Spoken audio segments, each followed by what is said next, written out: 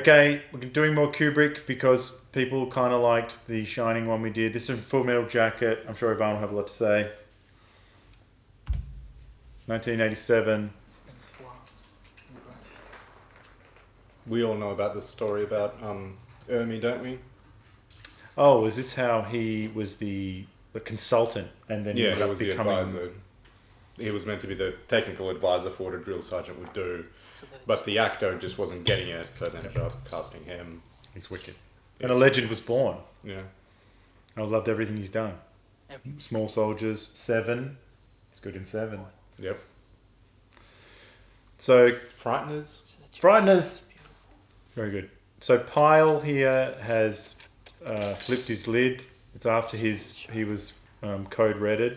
Yeah. His Well, everyone. by everyone, Yeah. including Joker. Yeah. Is there anyone more famous who does this framing with these lines? Is there anyone cinematically or even on TV now? I mean, people are talking about Severance, which I haven't seen, the show that does this. Yep. Or maybe Wes Anderson. I was going to say the more modern version, depending on your age, is Wes Anderson, but I can't think of a contemporary of Kubrick unless you're talking foreign cinema. You'd have to correct me on that. I want to slip my chips taking Who's doing this? What he did? we stepped on a good bit, like going from the seriousness of being worried about someone's mental health, someone who's been taught how to be a killer, to I think the line was, "I want to stick my tube stick in your sister." Yes, sir. What's your sixth general order? Sir, the private sixth general order is to receive and obey until he relieves me. All orders. Sir, the private sixth general has been instructed, but he does not know, sir. You slimy scumbag, get on your face and give me 25. Aye, sir.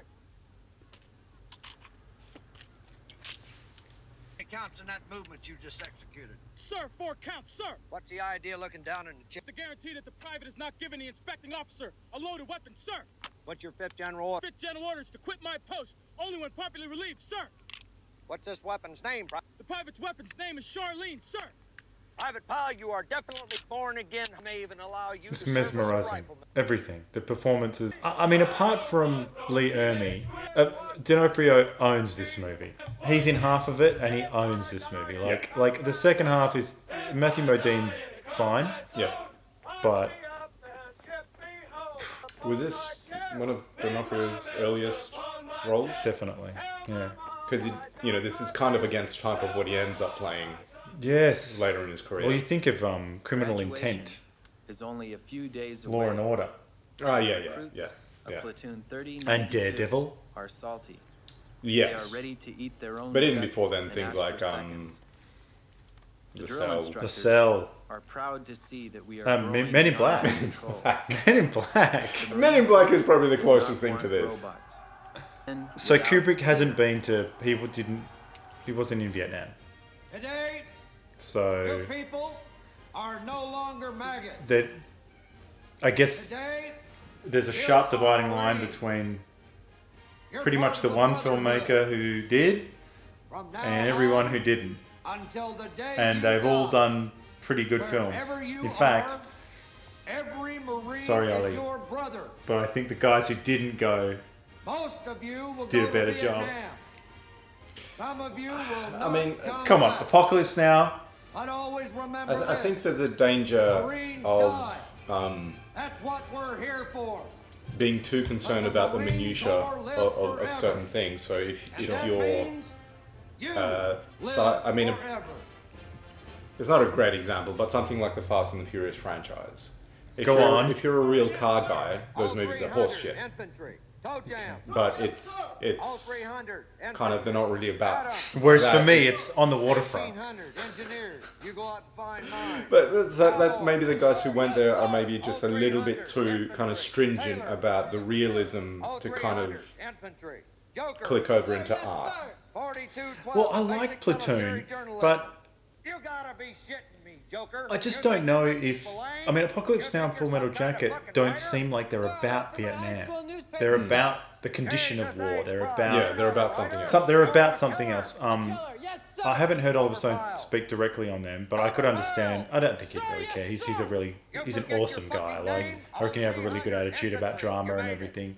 He might be a little offended at some of the liberties, but these films are about something else. Can I just have a sidebar and say I love I draw Firewatch. what his cameras do to lights. Have you noticed this? All the 2001 lights, this torchlight here, that color, this red. Have you seen this? All in 2001, all the lights are like that. Well, I think it's a combination of, well, the fact that it's not like an LED light or a modern light in his flashlight, but also the lenses and film stock they were using. Yes. You know, different lenses flared different ways. You don't see it anymore.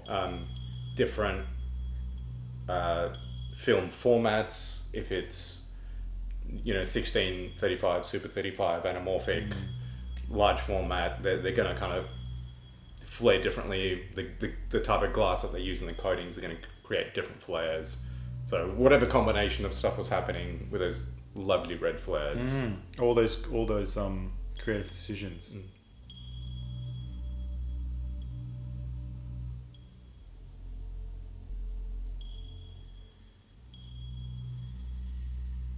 Joker.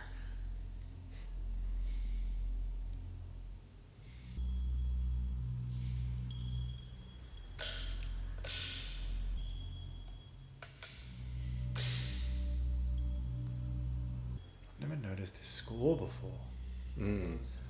It's just pads. Electronic pads. Two full metal jacket.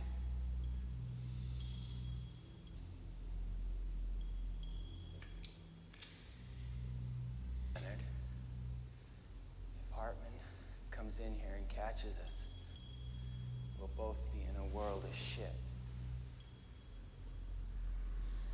I am.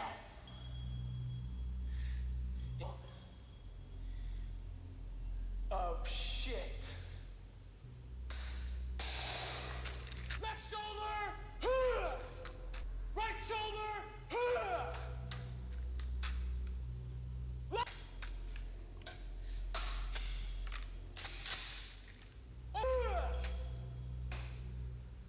This is my rifle! But this one is mine! My rifle is my best friend! Get back in your bunks! What is this Mickey Mouse shit? Name of Jesus H. Christ are you animals doing in my head? Why is the bunk after lights out? Why is Private Pyle holding that weapon? Holding Private Pyle's guts out? Sir, it is the private's duty to inform the senior drug file has a full magazine and is locked and loaded, sir.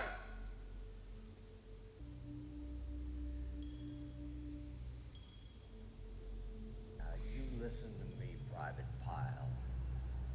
And you listen. I want that weapon. And I want it now. You will place that rifle on the deck at your feet. Away from it.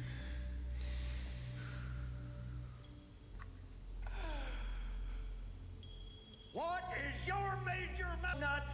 Didn't Mommy and Daddy show you enough attention when you were a child?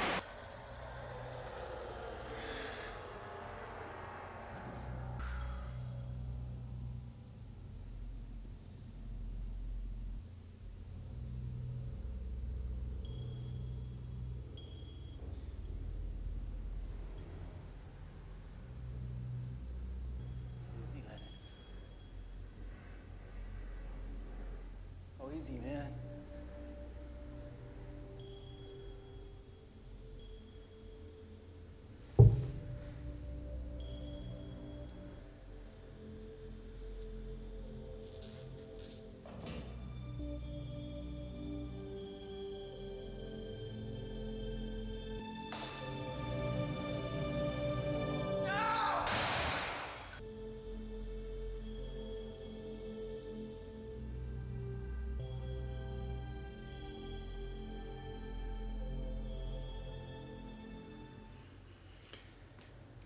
So it's a great scene when we shut the fuck up and just watch.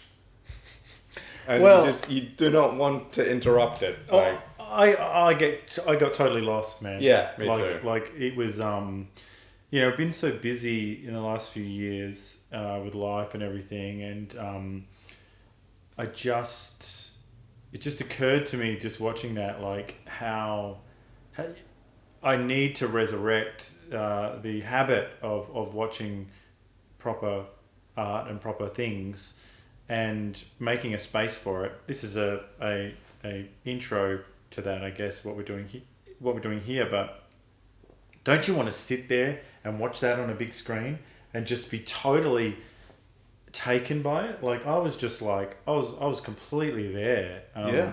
I don't even know what to say.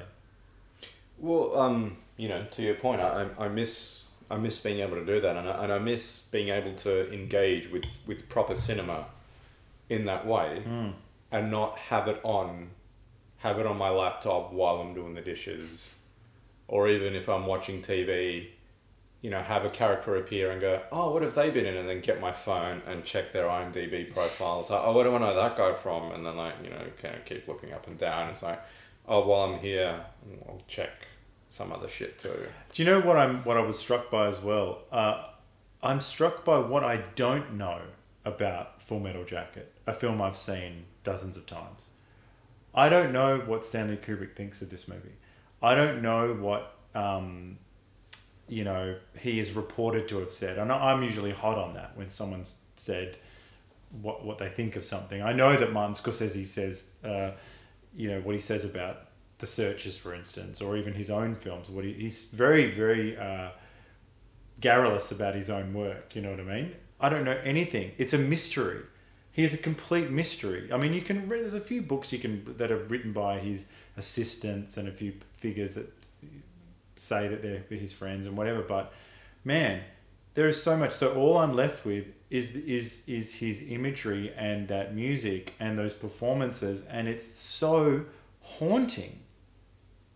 This is a haunted movie. Yeah. Well, we may have talked about it in previous videos, but I think the power of keeping your mouth shut. So not just in terms of your characters as well. I think they become much more powerful the less they talk. But also as a filmmaker to not constantly be going on about the process and the making of and all the rest of it. So you not knowing what Kubrick thinks just adds this layer of mystery, and it actually kind of it's not just some superficial thing. I think it forces you to engage more with it and to think more with the content. Whereas if you have it explained to you, it's almost like if you know the answer, then it's done.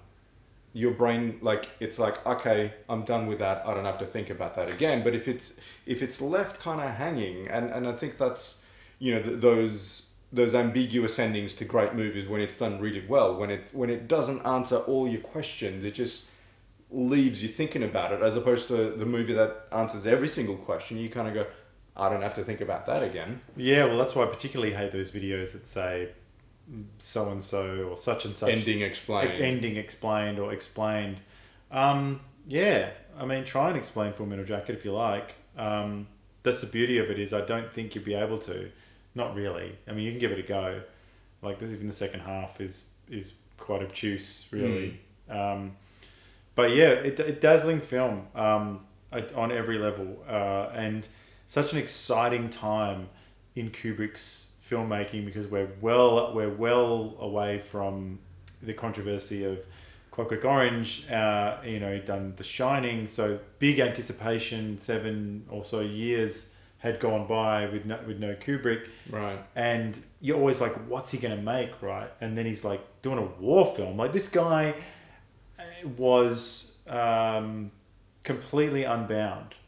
So what other Vietnam movies were out at the time? 1987. So Platoon would have just come out a year before, maybe 1986.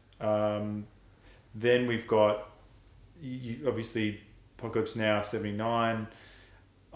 First Blood would be 82. First Blood Part 2 would have hit by then, 1985. I say that they're Vietnam because they're about a Vietnam vet. You have to sort of acknowledge it. But in terms of being there and, I can't think of a whole hell of a lot. Like, you've got to go back to, again, the Deer Hunter. We feel like we've got this glut at the late 70s.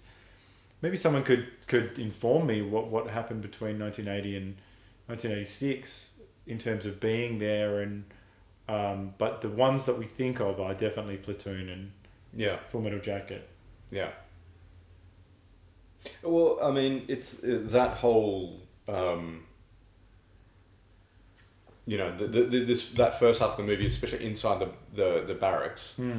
It's kind of what made me not like Jarhead as much the first time I saw it, because the beginning of Jarhead is obviously like heavily influenced by this, and even the back end of that movie, like it's almost like a compilation of other movies, other war movies you've seen. So it starts a bit Full Metal Jacket, then it goes a little bit Three Kings, and it's kind of, stuff you've seen before, and it took me like a second viewing to go, okay, there's another twist to it as well, and I like Jarhead now, but it's those visuals are so iconic as well. I guess so many of Kubrick's visuals are so goddamn iconic. Considering how many images now are produced and how many are quite forgettable, it's quite striking that his images are so memorable. I think you just run them through your head. You think of obviously the famous ones of the, like in the underpass of Alex and his gang of droogs standing over that bum. Yeah. But you think of all of those shots of his characters doing this. You think of Jack doing it in The Shine. You think of Gomer Pyle doing it there. You think of just those Steadicam shots in the Shining, and Tom Cruise walking down the rear projection streets, hitting his gloves together in Eyes Wide Shut, and the weird Christmas, like the blue, that creepy purple blue in Eyes Wide Shut that mixes with the orange, this vibrant orange. I mean, what the hell?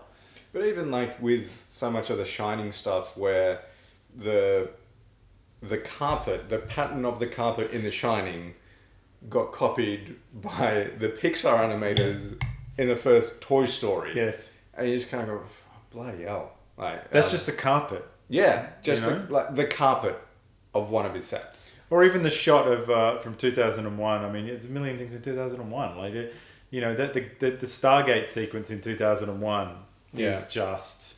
Yeah. I think I saw that on SpongeBob the other day. I was watching it with my kid and they did that, like, eating something, and it was like, oh, they did it like almost perfectly, like he's legendary. Yeah. He's a legendary filmmaker, and it was the incredible gaps between his work, his particular obsession, his technical skill, and the fact that he didn't give a shit about naturalism at all. He didn't care about that at all. Like, yes, he used Lee Ermey as because he was a real guy, but D'Onofrio's performance here is so otherworldly. Yeah. And I love the rhythm. I am in a world of shit. The way he says that is just etched in my brain. I know every millisecond of it. Yeah, well, I haven't seen that movie for... It's got to be close to 20 years. And yeah, same with you. Like, I knew exactly, in my head, I was kind of going along with it. Yes. I remembered his pauses, even some of the breaths, and, like, Ermey is great and hilarious and funny and is so kind of memorable, but we spoke through his parts. Yes. And it wasn't until we got to that we both just kind of shut up and went with it. So it's kind of, he really does, it really is his movie. If you're no longer a teenager and you're no longer laughing at the insults. Yes. And, the ones that I actually knew all of them before I ever saw the movie, and I realized, oh, is that where that's from? Oh, is that where that's from? Then it is, it's kind of Gomer Pyle's movie at the beginning. And then he stops, and then it's almost like another movie starts. I have nothing else to say. I mean, what the fuck else is there to say? Well, yes, I think we always get really excited when we talk about Kubrick, so maybe we'll take that out of it and keep pushing on.